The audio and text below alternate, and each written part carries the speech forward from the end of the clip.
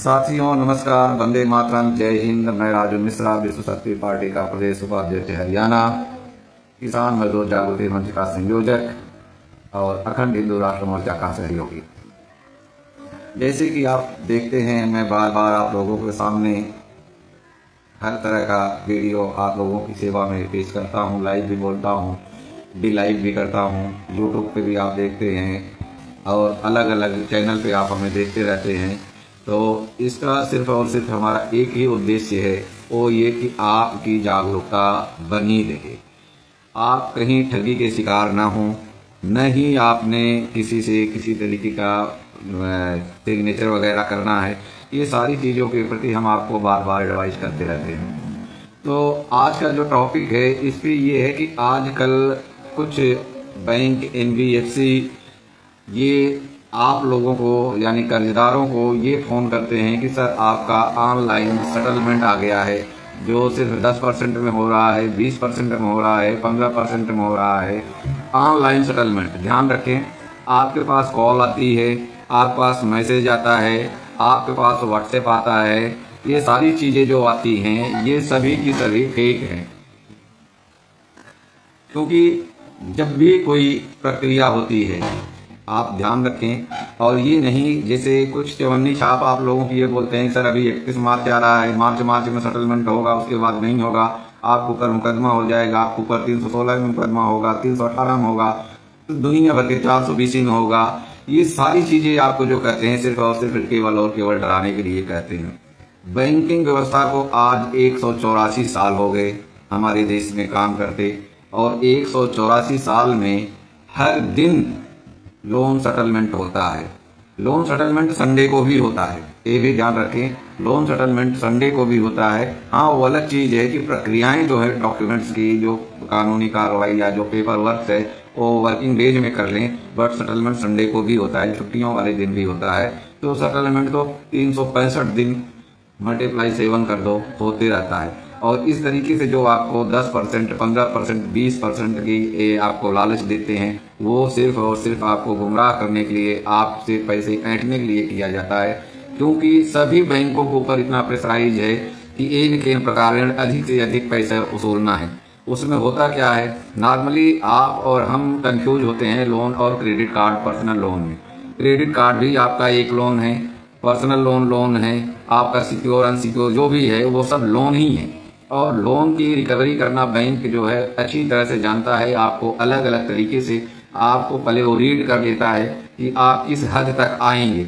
अगर उसको ये पता लग गया कि आप अधिकतम सेटलमेंट के उसमें हैं, तो आपको कम से कम का ये लालच दे करके कि आपको अधिक से अधिक डिस्काउंट मिल रहा है, आप कर लीजिए। और पैसे भी, मजे की बात आपको बताएं, आपका जब सेटलमेंट करेंगे, मान लो 10% में आपका सेटलमेंट कर रहे हैं, तो पैसे भी आपके ही लोन अकाउंट में डलवाएंगे, ये नहीं पैसे नहीं खाएंगे।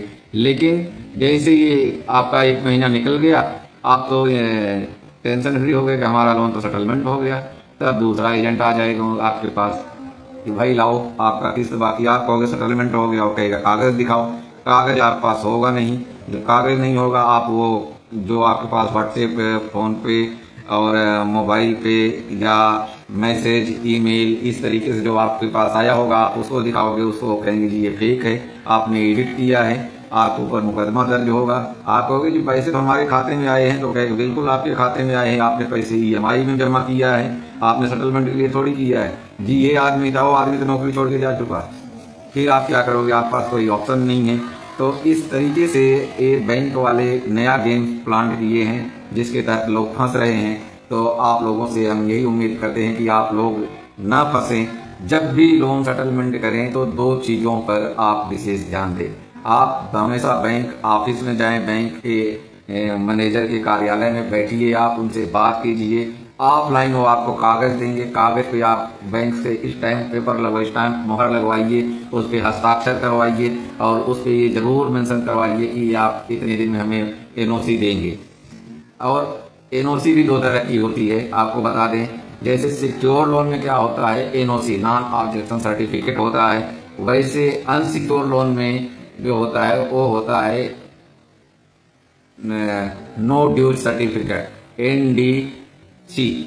एनओसी और एनडीसी, ये दो चीज़ें होती हैं। तो अगर आपका अनसिक्योर लोन है, जैसे पर्सनल लोन है, क्रेडिट कार्ड है और बहुत सारे लोन होते हैं, अगर वो है तो आप एनडीसी उसमें लिखवाएं सेटलमेंट में। और अगर आपका सिक्योर लोन है तो एनओसी लिखवाएं और साइन कीजिए उस पर। आरबीआई की गाइडलाइन उसमें लिखी होती है, सारी चीज़ आप फॉलो कीजिए, पढ़िए उसको बाकायदा। उसके बाद आप अपनी पेमेंट दें ताकि आपका जिन्युइन सेटलमेंट इस तरीके से हो सके।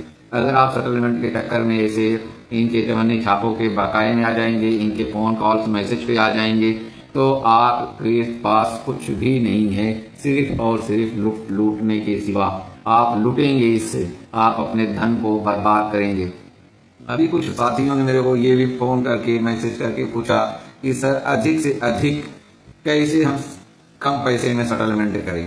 तो भाइयों, अधिक से अधिक अगर आप कंसेशन चाहते हो, जितना लंबा आप खींचेंगे उतना ही कम पैसे में आपका सेटलमेंट होगा। सीधे की बात आपकी ये है कि जितना ज़्यादा अधिकतम समय ड्यूरेशन आप निकाल देंगे उतने ही कम पैसे में आपका सेटलमेंट होगा, और जितनी जल्दबाजी आप करेंगे उतने अधिक पैसे में आपका सेटलमेंट होगा।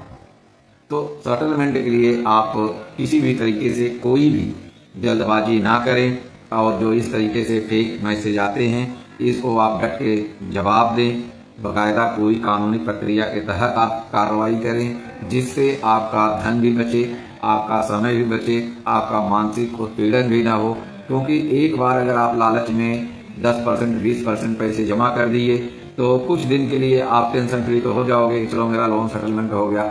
लेकिन जब आपको ये पता चलेगा कि नहीं आपके साथ ये धोखा हुआ है, तो उस टाइम पर आपका दुगना टेंशन बढ़ जाएगा, आपका मानसिक संतुलन उससे अधिक खराब होगा। आप सोचेंगे कि ये कैसे हो गया, मेरे साथ में ठगी हो गया, और आप सिर्फ और सिर्फ अपने आप को ठगा सा महसूस करेंगे। इसलिए दोस्तों, आप सबसे यही गुजारिश है कि इनके ऑनलाइन सेटलमेंट के चक्कर में ना आए, क्योंकि ऑनलाइन सेटलमेंट जो है सिर्फ और सिर्फ एक छलावा है, आपके साथ रिकवरी करने के एक नया फंडा है, और इसमें किसी भी तरीके से आप ना आए। और एक चीज़ और आपको बता दें कि कुछ ऐसे भी एनबीएफसी वाले हैं जो ये कह देते हैं कि जी हम मुंबई से आ रहे हैं, जी हम जयपुर से आ रहे हैं, जी हम चेन्नई से आ रहे हैं ऑफिस से, होते ही नहीं कि अपने ही या आसपास के, मान लो आपने कहीं जिस जिले में आपने लोन लिया है उनकी शाखा से अगले जिले का बंदा आ जाएगा रिकवरी कराने का। आपस में टाई अप होता है कि 2 दिन आप मेरा रिकवरी करवा दीजिए, 2 दिन मैं आपका करवा दूंगा। तो आपके यहाँ जो आएगा, दूसरे जिले वाला आएगा, वो अपने आप को रिप्रेजेंट कर देगा कि मैं मुंबई से आ रहा हूँ, चेन्नई से आ रहा हूँ, बेंगलुरु से आ रहा हूँ, जहाँ उनका हेड ऑफिस होगा वहाँ का वो बता देंगे यहाँ से आए हैं। आपका इस तरीके से हो जाएगा, बाकायदा फाइल फुल ले करके आएंगे आपके सामने, 2-4 पेपर आपके बैंक के जहाँ से आपका लोन होगा वो पेपर रखेंगे, कहेंगे इस पे आप सिग्नेचर कर दीजिए, इससे आपका लोन सेटलमेंट हो जाएगा। बिल्कुल भी ना करें। अगर आप ये सोचेंगे कि शायद एक हेड ऑफिस से आया हुआ है, कॉर्पोरेट ऑफिस से आया हुआ है, सही बंदा बोल रहा है, बिल्कुल नहीं। आप उनसे आईडी कार्ड मांग सकते हैं, आपका अधिकार है। आप उनसे कहिए कि आप अगर वहां से आ रहे हैं, स्पेशल मेरे लिए आ रहे हैं, तो आप दिखाइए कि मेरे नाम का लेटर कहाँ पे है, आपका आईडी क्या है, आप किस डिपार्टमेंट में हो, आप पोस्ट क्या है, ये सारी चीजें आप उनसे वर्बली पूछ सकते हैं। इसमें पूछने में आपका कोई मोल नहीं लगता है, कोई आपका पैसे नहीं लगते हैं। आप पूछिए, उनसे इंक्वायरी कीजिए, फिर उनको पता लगेगा कि ये तो बंदा जागरूक है।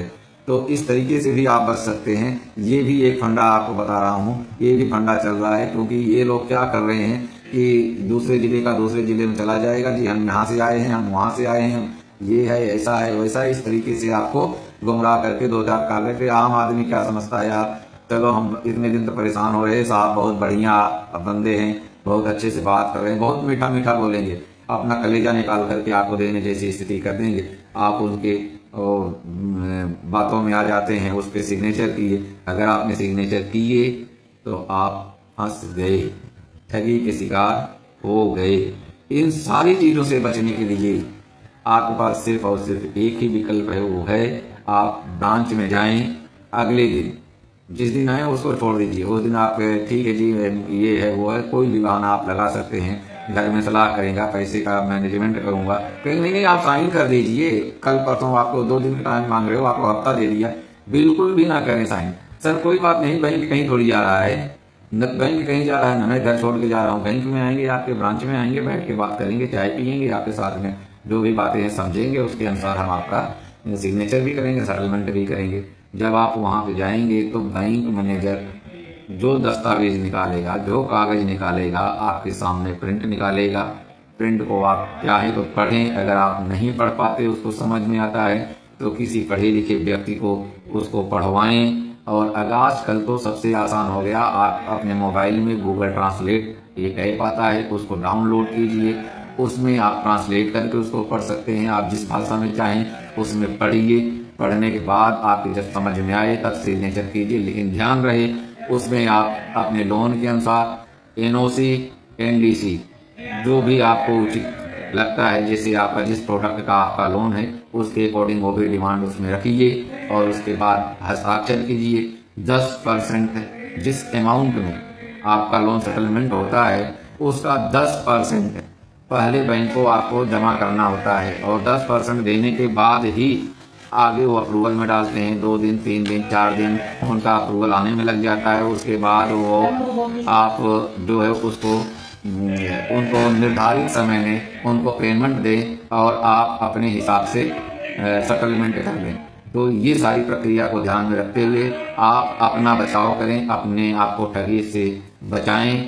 और इसी के साथ दोस्तों आज के लिए बस इतना ही। मिलते हैं नेक्स्ट वीडियो में, तब तक के लिए जय हिंद, वंदे मातरम। आपका दिन शुभ हो।